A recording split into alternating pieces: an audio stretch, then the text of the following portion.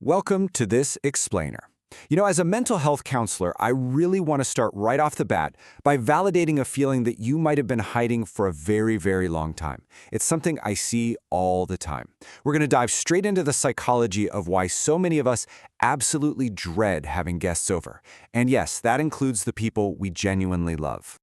Let's be real for a second. Have you ever felt that sudden, sharp tightness in your chest when a friend cheerfully texts you that they're on their way? You read that message, "I'm coming over," and you probably text back a little smiley face, but internally, a completely different dialogue is happening. You're thinking, well, there goes my peace. And when your brain whispers that your peace is gone, it triggers a very real, very physical reaction. It's that sudden tightness in your chest.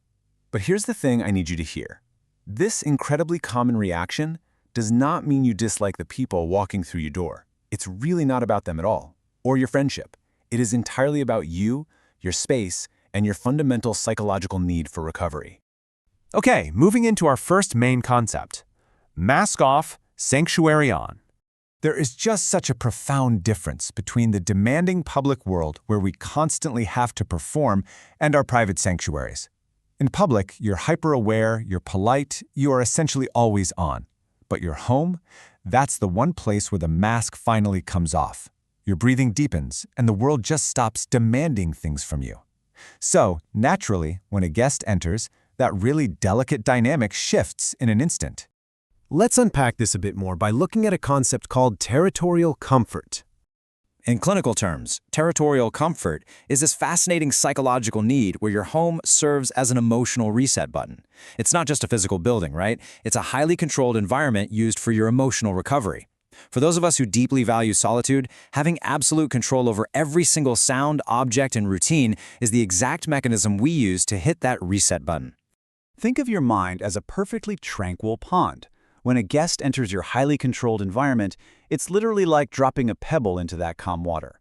Now, nothing inherently bad happens, it's just a pebble, but the ripples fundamentally change the atmosphere. They break the silence. The environment is simply no longer entirely yours to control, and that requires an immediate, sometimes exhausting psychological adjustment. Which brings us to the invisible battery drain. Because here's the reality. Even with the people you love most in the world, hosting requires emotional effort. And that effort drains you so quietly. It's exactly like a smartphone battery just losing percentage in the background while you're not looking. You're back to being polite, staying aware, and performing those hosting duties, which slowly but surely zaps your emotional reserves without you even realizing it's happening. And this leads us to a hidden truth that I see a lot in my practice. Some of the warmest, most incredibly caring people feel massive relief when the door finally closes behind a guest. Why? Because for them, silence is vital. Silence literally feels like oxygen.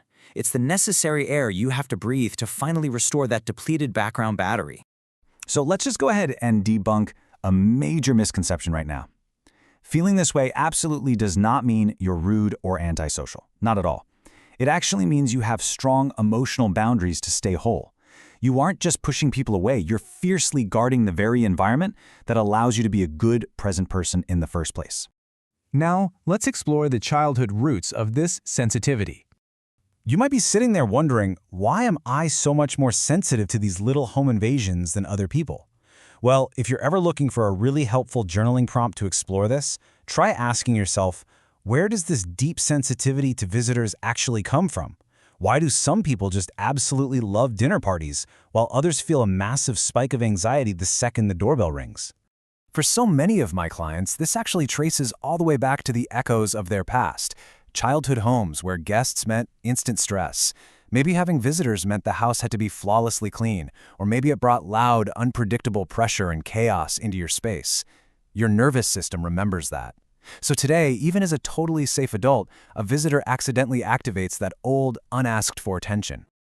So how do we fix this? Let's talk about redefining healthy home boundaries.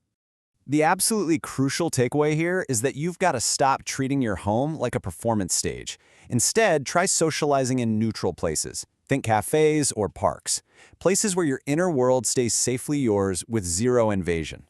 And hey, if you need a quick script to politely decline a home visit without the guilt, just try saying something like, "I'd love to catch up, but I'm having a really quiet day at home. Let's grab a coffee at the cafe instead. Boom. Your home remains untouched, and there's no invisible battery drain. I really want you to internalize this next point, because it's the ultimate validating takeaway of our whole explainer. There is absolutely nothing wrong with wanting to protect your space. You can love people deeply and still fiercely crave your solitude. Guarding your peace is a healthy, entirely necessary act, and you do not have to feel an ounce of guilt for wanting your home to remain beautifully, peacefully empty. You can absolutely care for others and still find that the truest form of comfort is found alone. In fact, if you ever need to decompress after hosting, try this super simple grounding routine. Just go into a quiet room, sit in your favorite, familiar chair, and maybe hold a warm cup of tea to engage your senses. Just let the gentle hum of your own thoughts take over. That quiet hum, that is the very foundation of your mental well-being. So I'll leave you with this. Are you like this too? How do you protect your peace? Take a moment to really reflect on your own emotional boundaries after watching this explainer. Thank you so much for joining me to unpack the fascinating psychology behind our sanctuaries. Keep learning, stay curious, and most importantly, never be afraid to protect your calm pond.